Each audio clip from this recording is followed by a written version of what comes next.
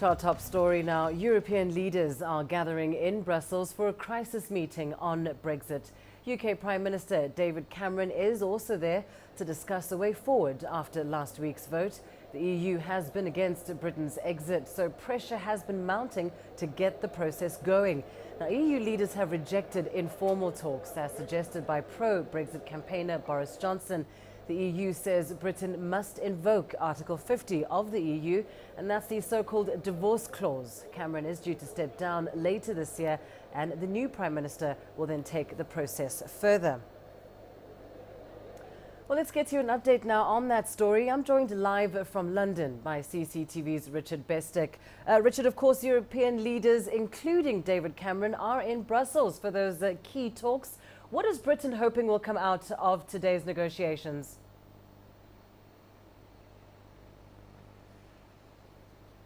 Well, David Cameron will be taking a warning to the leaders of the European Union meeting in Brussels, and that is the sentiment which swept through Britain and ended in that referendum vote to leave the European Union is reflected in other parts of the European Union. That there are a number of people across this European continent who feel that the Brussels leadership is distant and in some cases arrogant.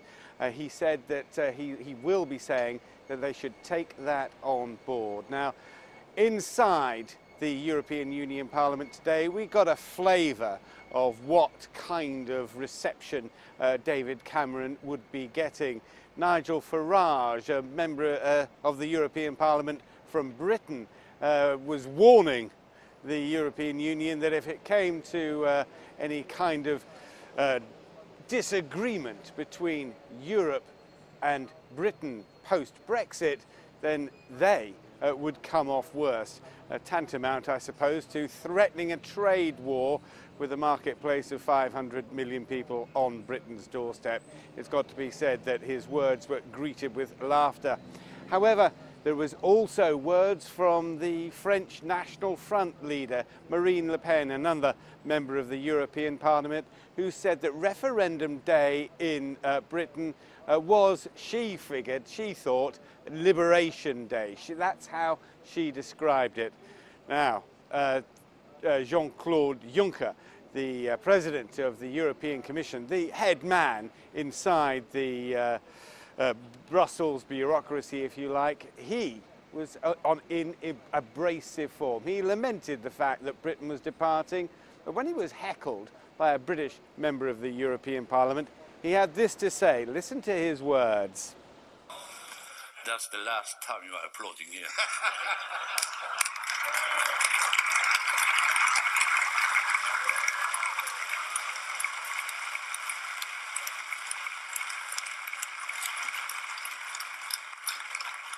And to some extent, I'm really surprised that you are here. You were fighting for the exit. The British people voted in favor of the exit. Why are you here?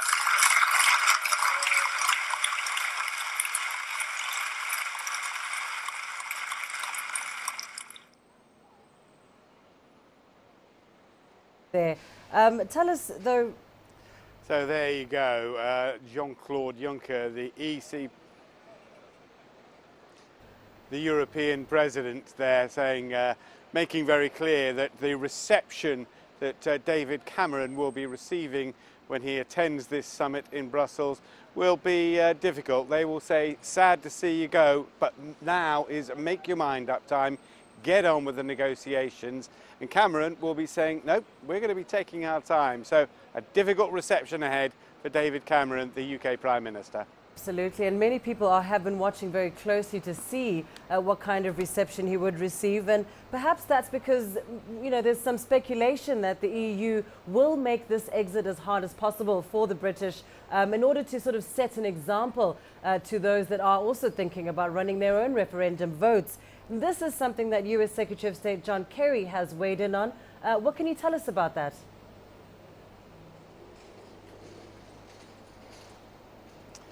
Well, John Kerry has issued a very blunt warning to the European Union. Don't be vengeful in your post-Brexit dealings with Britain. He wanted to see a sensible attitude, wise heads negotiating in a respectful manner. Have a listen to this report I sent in earlier. The message from America's most senior diplomat was clear and direct.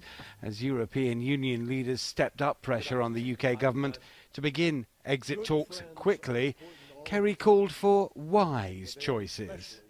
And that means choices that to every degree possible are not aimed at retribution, not aimed in anger, but rather are thought through in a way that brings people together. In Parliament, the UK's outgoing Prime Minister David Cameron was equally straight-talking. Britain will begin exit talks when it's ready, he said. And that won't be before the country has a new leader in 2 months from now. Before we do that, we need to determine the kind of relationship we want with the EU.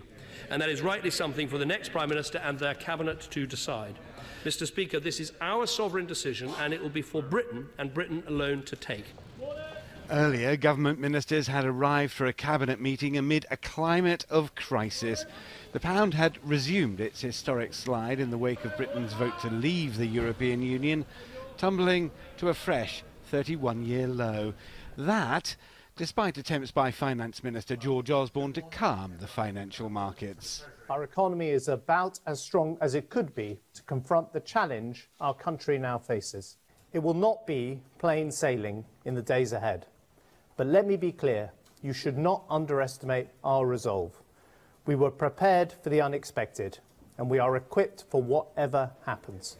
Along with sterling and the euro, stock prices on the London markets continued their downward path, opening lower and extending Friday's losses.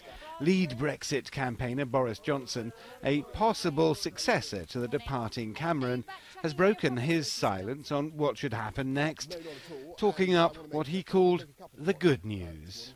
I think it's very good news that the Chancellor has come out and said some reassuring things to the markets, and it's clear now that Project Fear is over. There's not going to be an emergency budget. People's pensions are safe. The pound is stable. The markets are stable, and I think that's all very good news. In Downing Street, though, the cabinet meeting broke up with no comment from ministers.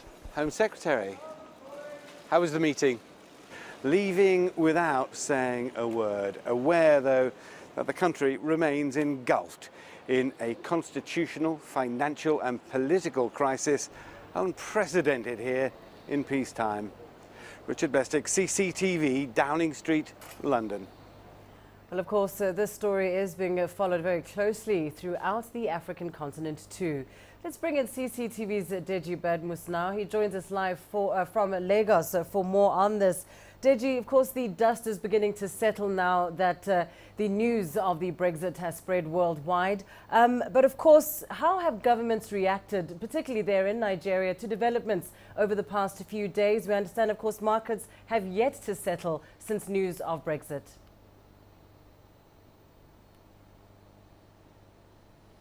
Well, there's been no official reaction from government. Of course, people are reacting. People are not happy that Britain chose to leave the EU. But in terms of an official reaction now from the government, we haven't seen one. But what we know the government is trying to do, even though it is not talking, is that it is very much concerned, and then it is trying to revive this economy. For instance, we know that the government injected around 109 billion naira into the economy yesterday.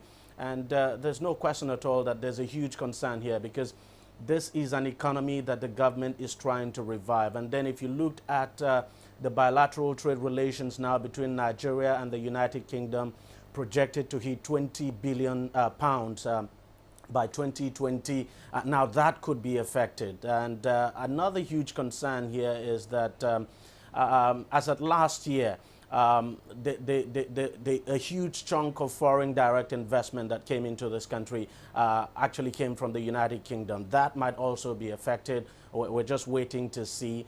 Those inflows are yet to come in. And of course, diaspora remittances too could go down because of the falling value of the pounds. So people are really concerned here. But in terms of any official reaction, we haven't seen any at all. But then the CBN too has been pumping forex into the interbank market just to keep that that market wet, to make sure there's enough liquidity and that the value of the naira is not affected. All right. Well, let's bring Richard back. He is still with us in London. Richard, let's take a closer look at what is happening on the ground in the UK. There have been some rather unsettling reports of rising acts of anti-immigrant sentiment. What can you tell us about this?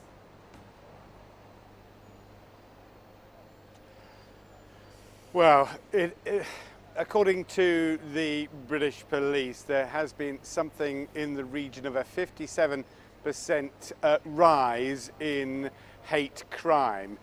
In other words, racist incidents. Among them, a Polish community centre in Hammersmith here in London, which had graffiti daubed on it saying "Go home." To balance that out, of course, there were flowers laid with cards thanking the Poles for their participation with the British in the defeat of Nazism in the Second World War, and of course saying, you know, they were sorry that just over half the population had voted in favour of Brexit. But it's quite apparent that some people in Britain are using that referendum campaign and the sentiments that it stirred up as some kind of justification for racist attacks. It has been universally condemned, from the Prime Minister David Cameron yesterday in Parliament to the Mayor of London, Sadiq Khan, all condemning it. There have been complaints from the Polish embassy to the British government. They've been received well. So we have, on the one hand, small minorities using the opportunity of that referendum and its focus on immigration through the EU's freedom of movement rules to justify these hate crimes. The police say they're aware of them. The Mayor of London says there should be a crackdown. Well, as you say, a small minority taking place, or rather taking part in these hate crimes. But Deji, one imagines that this is something that Nigerians might be paying attention to. There are a rather large number of Nigerians living in the UK. Are they concerned about what's being called racism there?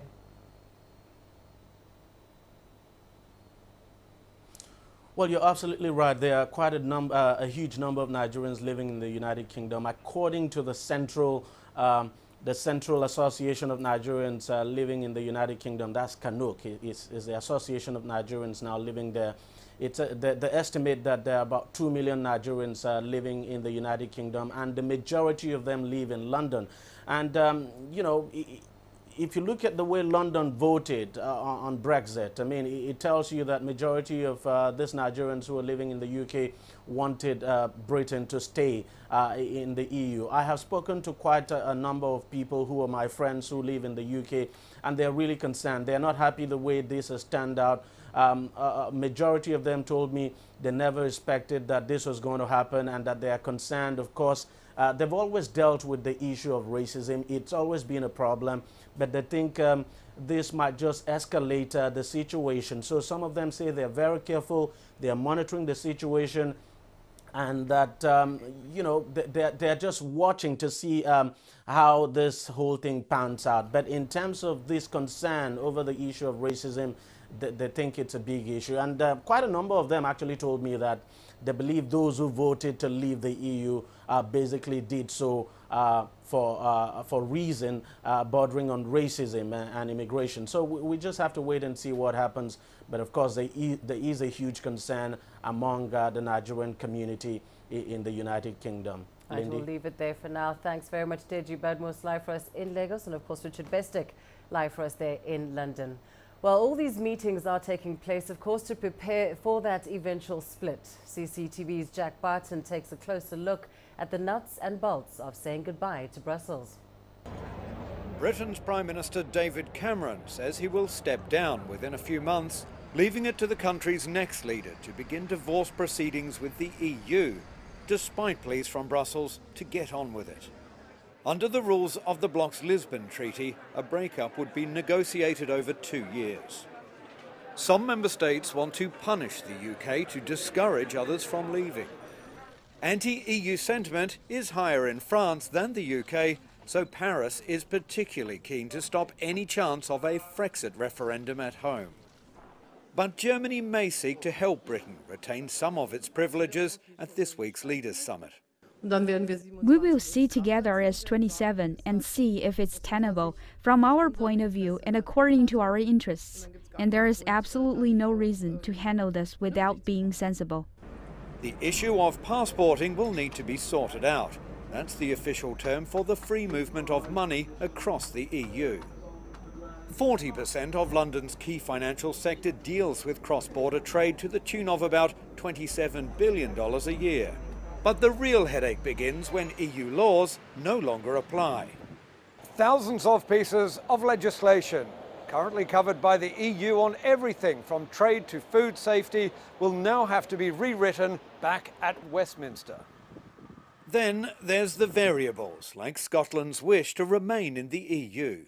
A second independence referendum is clearly an option that requires to be on the table, and it is very much on the table. In the end, Britain may find it's not only dealing with the legal, economic and political headaches of a Brexit, but also the breakup of the United Kingdom. Jack Barton, CCTV, London.